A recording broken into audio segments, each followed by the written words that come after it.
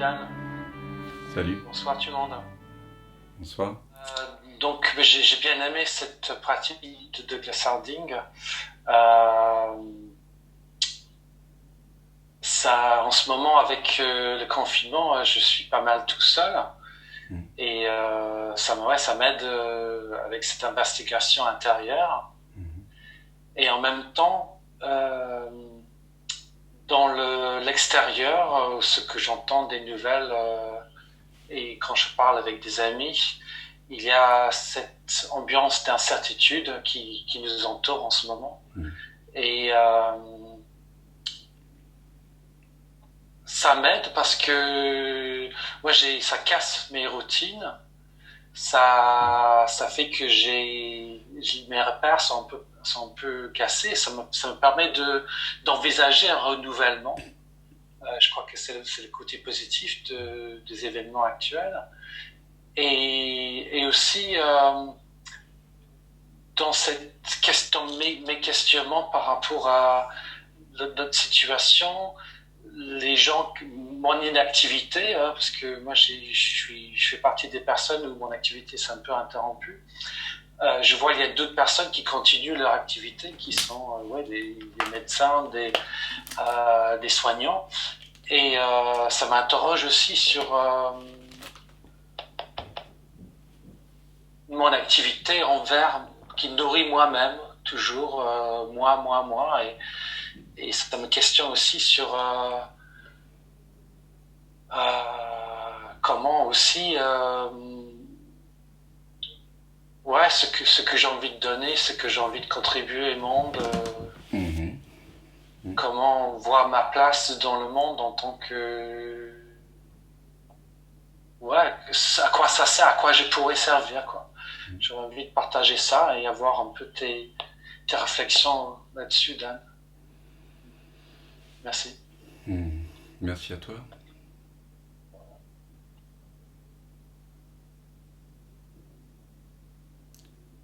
Je disais en introduction, Ramana Maharshi et Nisargadatta, quand on leur posait les questions, mais qu'est-ce que vous faites là assis, le monde souffre dehors, ils disaient que chacun, et peut-être connais-tu cette réponse, et il n'y a pas plus grand bienfait pour le monde que la réalisation du soi, que la réalisation de cet espace-là. Tu vois ? Pourquoi ? Parce que quand tu réalises cet espace-là, tout d'un coup, le corps est délivré. Le cerveau, qui est le corps, est délivré de cette obsession de moi. Quand tu réalises que tu es l'espace, que tu demeures dans cet espace, que tu vis à partir de cet espace, que la pensée se fait à partir de cet espace, que les actions s'entreprennent à partir de cet espace, que tu marches à partir de cet espace, que tu te lèves dans cet espace, que tu t'endors dans cet espace, que tu regardes les nouvelles à la télé à partir de cet espace, hein, que tu regardes ta compagne, ton compagnon, ta famille à partir de cet espace, que tu regardes ton voisin à partir de cet espace. Tu le délivres de toutes les définitions que tu avais d'eux avant. Et qu'est-ce qu'il y a de plus violent que d'enfermer un autre être dans une définition ? Mhm. La violence vient de là. Elle vient de l'impression qu'on peut être enfermé dans une définition. Peut-être as-tu lu Huis clos, cette pièce de théâtre de Sartre, où trois personnes se retrouvent dans un enfer et il y a cette fameuse phrase « l'enfer, c'est les autres ». Parce que nous pensons être face à face. Face à face. Mais en réalité, bien sûr que les autres semblent être face à face, mais est-ce que c'est vrai de mon point de vue ?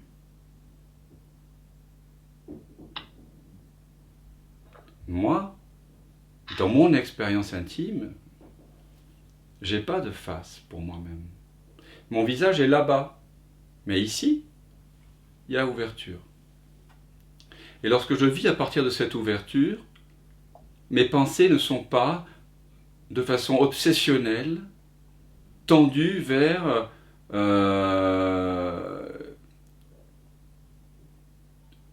le besoin de remanier l'image que j'ai de moi-même. Mes pensées ne sont plus obsédées par le passé, par l'avenir.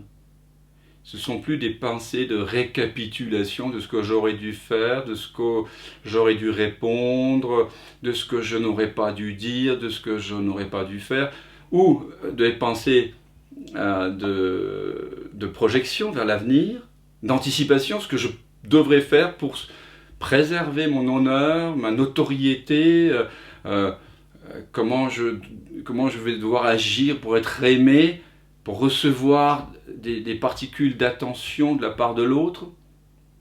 Tout ça, ça s'évanouit en un instant. Là, cet espace ne se préoccupe pas de ça. Donc tout d'un coup, le corps, le cerveau est délivré de toutes ces pensées-là. Qu'est-ce qui reste ensuite? Ensuite, il reste les pensées pratiques. Comment traduire le français à l'anglais, ou le contraire. Comment prendre le métro. Comment faire ceci ou cela. Bon, pensées pratiques. Et puis, surtout les pensées de célébration. Les pensées de créativité. Les pensées de fraternité. Tu vois? Donc en fait, ensuite, si tu vis à partir de cet espace, naturellement, tu sens que tu es un avec l'environnement. Et naturellement, selon ton histoire, selon tes capacités, tu vas pouvoir accomplir quelque chose physiquement. Je parle dans le monde, le corps va pouvoir être libre de faire quelque chose qui intègre les autres dans un projet.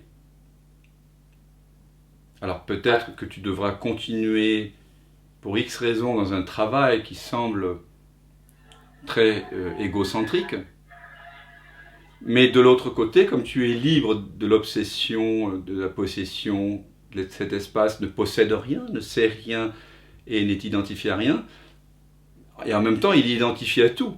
Il n'est pas exclusivement identifié au corps, il est identifié à l'environnement. Donc naturellement, tu vas avoir envie de partager. Alors ça peut être financièrement, si tu as de l'argent, ça peut être par tes capacités de générosité, simplement sourire, tes capacités d'écoute, ta non-réactivité. Qu'est-ce que c'est beau d'être non-réactif dans le monde. Ça peut être des capacités, je ne sais pas, humanitaires, ou si tu as des capacités médicales, ou d'infirmière, d'accompagnant, tu peux aller... Tout ça, ça va se révéler de soi-même, bien sûr, en fonction des capacités que tu as. Il y a des gens qui ne supportent pas le sang, pour d'autres, ce n'est pas un problème. Si tu ne supportes pas le sang, tu ne vas pas aller sur un champ de bataille. Jouer à l'infirmier, je ne sais pas moi, en Afghanistan. Mais si tu supportes le sang, tu peux faire ça. Donc en fonction de ce qui est possible pour toi, en fonction de ta constitution, de ton histoire, de tes capacités physiques, intellectuelles, mentales, financières, etc., plus tu vis dans cette vision sans tête, moins tu te prends pour quelqu'un, et plus naturellement, tu vois, ça va venir. Ne t'en préoccupe pas. Parce que même t'en préoccuper, il y a encore quelque chose autour de toi qu'il doit faire, tu comprends? Ouais. Tu le sens ça? C'est subtil. L'ouverture de laisser venir. Je sens que j'entends ça dans ce que tu décris, que c'est l'ouverture et s'oublie un peu de notre contrôle qui permet à la créativité d'être.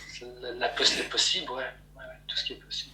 À chaque stage que je partage là de 9 jours, nous partageons une pratique très profonde. on se met donc tous ensemble comme si, avec voilà, cette ouverture à la vision sans tête, un peu comme si nous étions, alors selon qu'on soit 4, 6, 7, 8 ou 10 personnes, on est conscient d'être la même nature impersonnelle, et pourtant de disposer bien évidemment de corps et d'histoires différentes. Et je pose une question d'alignement. Je pose la question, quel but avons-nous en commun? Et je joue un peu le rôle de celui qui note les propositions. Je demande à chacun dans une phrase courte, de circonscrire, de sculpter, enfin, ce qu'il sent être la réponse.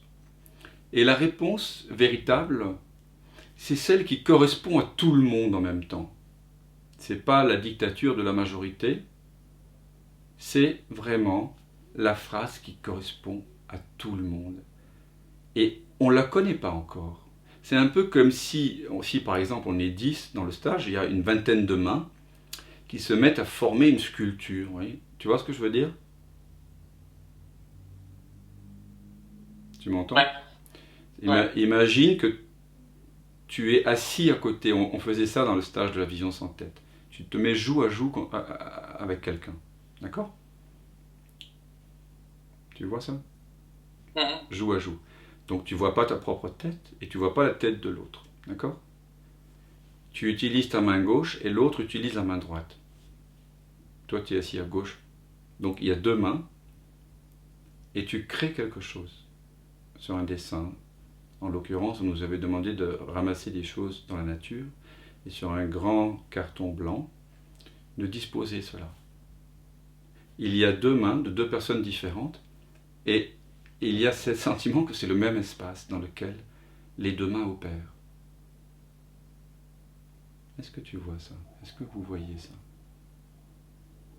Ouais, c'est beau. Ouais. Alors, ce qu'on fait dans le stage que je propose, là, de 9 jours, c'est qu'on pose une question donc d'alignement. Et on pourrait faire ça en famille et dans les entreprises aussi, pour justement chercher des projets qui touchent tout le monde.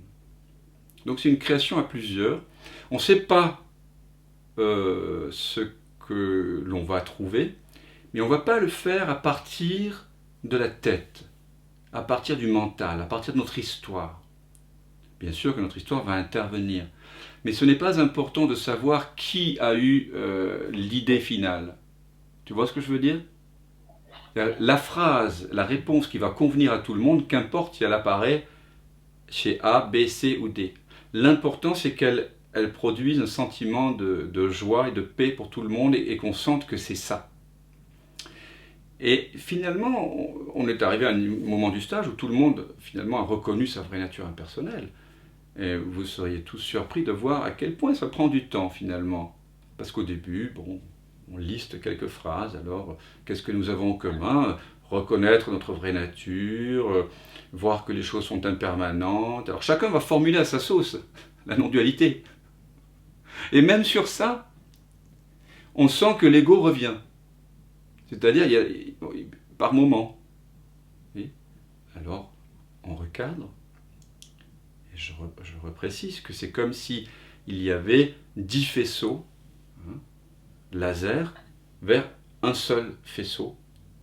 C'est la même présence qui œuvre en nous. Donc on repart, petite pause, on revient dans l'espace, et puis il y a la tentation de vouloir affirmer, de vouloir penser que cette virgule-là c'est important, ce mot-là oui, mais ce mot-là non. Alors c'est très intéressant parce que ça peut durer un quart d'heure, mais aussi une demi-heure, 1 heure, voire 2 heures. Hein, Et parfois, le mental, comme tu le sais sans doute, tombe par épuisement. Mais ce que je peux dire, c'est qu'au moment où on trouve la phrase qui convient à tout le monde, il y a vraiment un sentiment d'union très profond. Très profond. Et on oublie complètement, on a donc cherché dans plusieurs directions, on énonce des phrases, Mais on n'argumente pas dessus. On ne dit pas, on ne juge pas la phrase des autres. Simplement, on barre tout ce qui n'est pas ressenti pour tout le monde comme étant la phrase à trouver. C'est un peu comme quand on cherche une sculpture. Quand un sculpteur sculpte, il ne sait pas ce qu'il va faire. Il a peut-être une vague idée, mais au fond, c'est la sculpture qui va apparaître comme si elle était déjà là. Et donc, je me souviens de la dernière phrase que le groupe avait trouvée, là, le stage au mois de mars. C'était pendant le confinement d'ailleurs. On était confinés ensemble et on a découvert la phrase suivante: couvrir, découvrir et partager la joie d'être. Et au moment où cette co-création a lieu, il y a une paix ressentie par tout le monde. À partir de cet alignement de l'attention vers un but commun, qu'on sent vraiment, hein, parce qu'il naît d'un accord, là on peut devenir créatif à plusieurs et éventuellement faire ensemble quelque chose. Il y a une énergie pour ça, parce qu'il n'y a plus d'ego, il y a un accord naturel. Donc je ne sais pas où tu travailles, dans une entreprise ou quoi, mais ce genre de pratique peut t'inviter justement à se projeter vers un but qui n'est pas simplement égotique, tu vois. À ouvrir sur quelque chose dans le monde qui vient naturellement de cette écoute de ce qui n'appartient pas au monde, de ce qui est hors du monde. Parce que ça, c'est hors du monde. Là, ce que tu es vraiment, c'est hors du monde. Et plus tu vas vivre à partir de ça, et plus ce genre de phrase-là va venir directement. L'inspiration va venir. Les très grands artistes, les très grands scientifiques, bien sûr, qu'ils ont dû travailler techniquement et tout pour pouvoir réaliser la symphonie, ou comme Einstein, pouvoir quand même calculer certaines choses. Mais en fait, c'est des intuitions qui leur viennent dans un espace de non-savoir absolu. Et je pense que toi, comme tout le monde ici, on sait ça, naturellement. C'est quand on ne sait rien, c'est dans ces moments de turbulence, là, de peur collective, où toutes nos habitudes sont mises à mal, hein, toutes nos références, ouais, sont déconstruites. Il y a des contraintes aussi. Les artistes, ils aiment bien les contraintes. On devient très créatif dans cette contrainte-là. Et aussi dans ce non-savoir par rapport à ce qui se passe. L'humour, si on regarde sur Internet tout ce qui se... en relation avec le confinement. C'est étonnant. Tous les jours, il y a des gens qui inventent des chansons, des histoires, des blagues, parfois délicieuses, parfois un peu lourdes, mais voilà, une créativité qui est là et qui vient souvent quand on ne sait pas. Hein, le temps s'arrête là, tout d'un coup, le temps s'arrête, voilà, le mouvement dans lequel on était là, le hamster s'arrête dans la roue. C'est vraiment un moment auspicieux. Et pour toi aussi, je pense, par rapport à ce désir sincère d'inclure le monde dans ta créativité. Est-ce que tu as des idées particulières ? Non, vraiment pas. Professionnellement, je suis en évolution, hein, j'ai des pistes, hein. Mais sur le chemin de ce que je peux, ouais, de un peu mon sens plus large, pour moi, non, j'ai aucune idée. Mais je trouve que j'attends pas forcément non plus. Hein. C'est ce que je crois qu'on touche là, c'est ce que j'entends dans tes mots aussi. Hein. Dans cette ouverture, tout est possible et ça n'a pas d'importance non plus. Non, ce qui est important, c'est de reconnaître l'ouverture. Et il y avait un moine zen qui dit, Budo Shinan, Shido Bunan, je crois que ça s'appelait. Qu'importe. Meurs avant de mourir et agis, fais ce que tu voudras.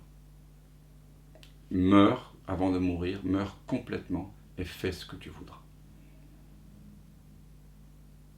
C'est ça l'invitation. Shido Bunan. Meurs complètement.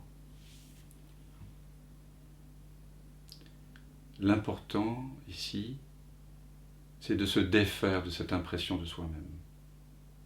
C'est ça qui nous entrave, c'est ça qui nous rend violents, c'est ça qui nous fait nous lamenter, c'est ça qui nous fait regretter, sentir la culpabilité, la honte, la jalousie, l'avidité. C'est ça qui fait qu'on va dans le monde en demandant au monde de nous aimer, de nous accorder l'attention qu'on n'a pas ici. Et toute demande d'amour ou de notoriété ou de pouvoir à l'extérieur, on sait comment ça se termine. C'est violent. Donc, meurs à soi-même, meurs à toi-même, mourir à soi-même, ça veut dire mourir à l'illusion. Le symbole de la renaissance du Christ, c'est évidemment pas une renaissance du corps. Hein. Jusqu'à preuve du contraire, voilà, les corps ne renaissent pas. C'est terrifiant comme vision de la spiritualité. C'est terrifiant, terrible. C'est tellement abêtissant. Évidemment que c'est un symbole, c'est la renaissance de cet espace, de ce royaume qui n'a jamais cessé d'être. C'est la reconnaissance. La renaissance, c'est la reconnaissance. Pâques approche là. Donc c'est prendre conscience que Pâques c'est maintenant, Noël c'est maintenant. Ça ne servirait à rien que le Christ soit mort sur la croix si nous ne réalisons pas le Christ en nous maintenant. C'est redécouvrir à chaque instant. Cesser de couvrir cet espace-là qui est là.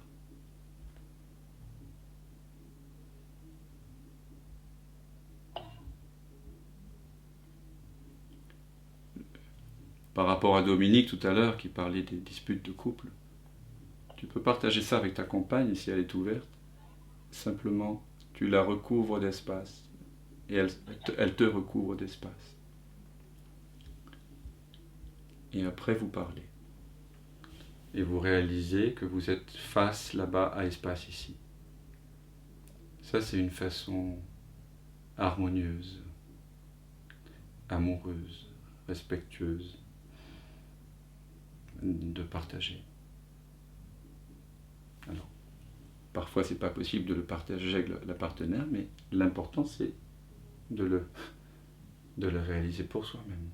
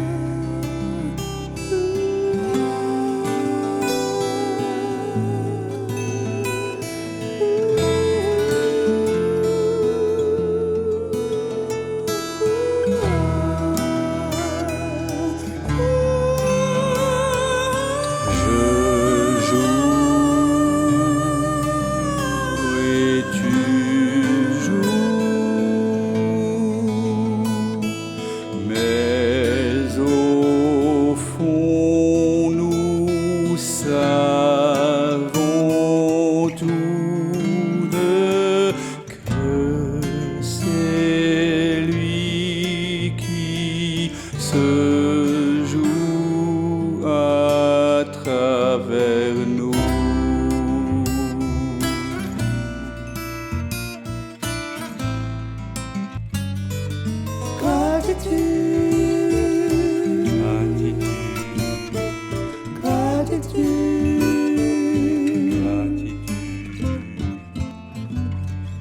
C'est ce que je sens là, gratitude,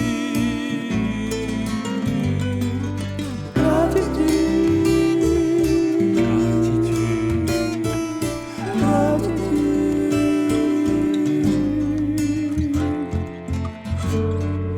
pour tout ce qui est là, gratitude.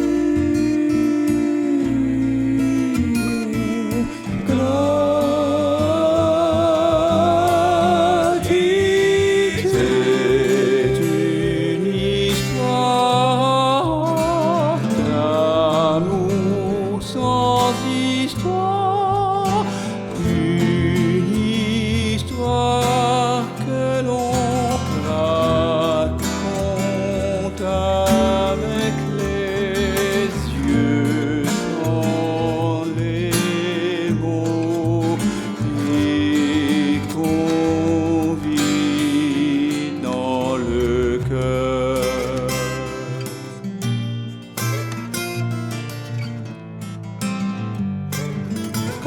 Gratitude, gratitude, gratitude, gratitude,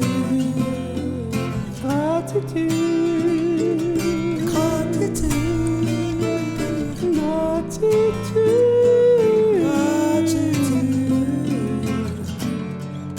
pour tout ce qui est là, gratitude.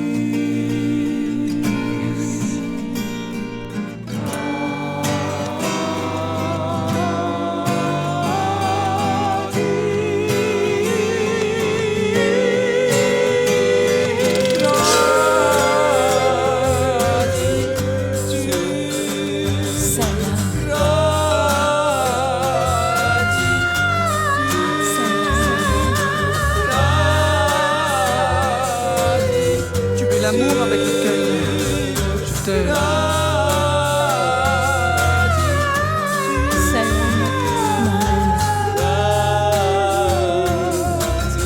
Tu es l'amour avec lequel